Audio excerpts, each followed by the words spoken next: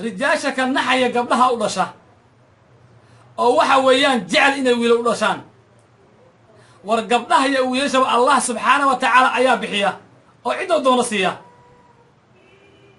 rabbi casa wajalla ayaa yidhi walilaahi mulku samaawaati walardi yakhluqu maa yashaa yahabu liman yashaau inaatha wa yahabu liman yashaau dhukuura aw yusawijahum dhukuraanan wa inaatha wajcalu maa yashaau caqiima innahu caalimun qadiir haye rabbi ayaa oranaya casa wajalla rabbi ayaa mulkiga iskale samaawaadka arrada waxa u doono allah abuuraa rabbi kow doono waxuu siiyaa gabdho rabbi kow doono waxuu siiyaa wiilal rabbi kow doono waa isugu daraa rabbina waxau doono abuuraa waa caalim weliba awood u leh waxuu abuuro waxuu doono war sidaa haddii la yidhi oo islaantu gabdha kuu dhashay war miyaadan ogeyn inay gabdhuhu yihiin nimco allah bixiyo casa wajalla axadka ka shukrin waaya marka oo nimcada rabbi siiye gabdhaha rabbi siiye ka shukrin waaya oo arki waayo inuu rabbi khayr siiye rabbi maxuu yidhi lain shakartum laaziidannakum walain kafartum ina cadaabii la shadiid haddaad nimcooyinka anigu idin siiye ka shukridaan oo aad ka mahad celidaan waa idiin siyaadin oo wax ka badan baan idin siin haddaad laakiin ku shukri weydaan oo u aragtaan gabadhu inay tahay wax qaab daran oo dhibaato kuu soo jiidayda raggu waxay dumarka uga cararaan wax kale ma ahan waxa uu raadinayaa wiilka isagu ma haysto gabadha la siiye isagu mama haystaba haye war allah ka baqa haddii la shukrin waayo waxaa imaanaya rabbi inuu ciqaab noogu bedelo wuxuu tilmaamayey xadiiska muslim soo saaray anasna rasuulka calayhi salaatu wasalaam oo ka wariyey rasuulka allah inuu yidhi man caala jaariyatayni xataa yablugaa jaa'a yowma alqiyaamati ana wa huwa ka haatayni wa damma asaabicahu wuxuu rasuulka allah isku dhejiyay labada farood isagoo odhanaya axadkou rabbi laba gabdhood siiyey labada gabdhoodna koriya oo waxa weeyaan diinta islaamka kula dadaala oo tarbiyeeya axadka sidaa sameeya aniga asagu qiyaamo waxaa imaan doonaa annagoo sidaan ah haye war rasuulka allaba haddau ku odhanaya gabdho la koriya qiimaa lagu gaarayaa waxa looga carara meesha maba yaallaanba war ragow ilaaba la arkayba rag dumar ay qabeen siday gabadhu gabar u dhalayday oo gabar u dhalayday markii daba furaba yidhi waxay dhashaa gabdho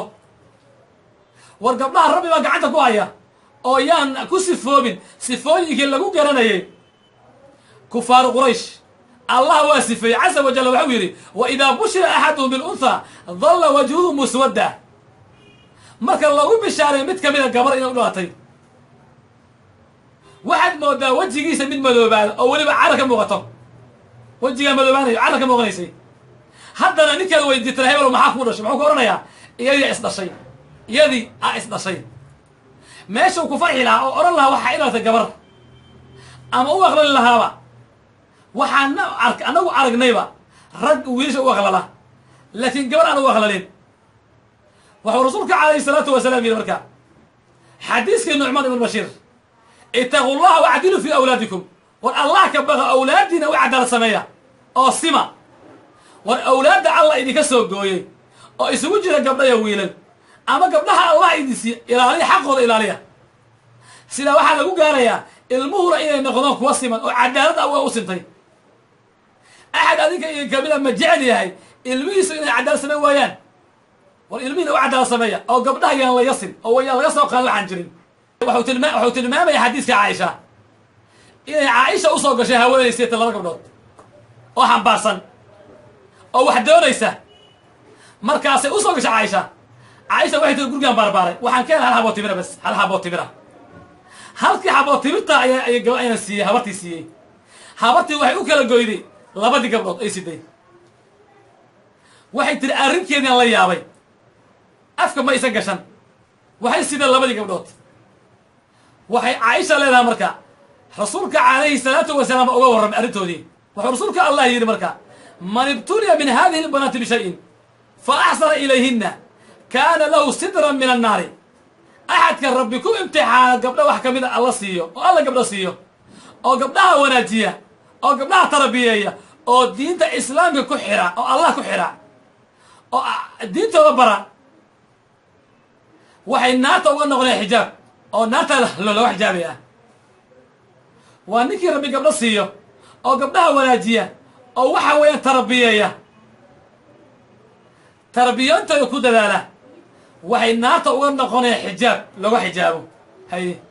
meesha waxaa lagu sheegay inay gabadhu naarta ka tahay xijaab ka tahay annaguna afkeena wax kala ma kala wiil umu karaa bas umuulasada waxa weydiinayaaba inta cunuga loo keenin gabadhu maxay dhashay halaha waxuu rabaa in la yidhaha keliya waxay ku dhashay wiil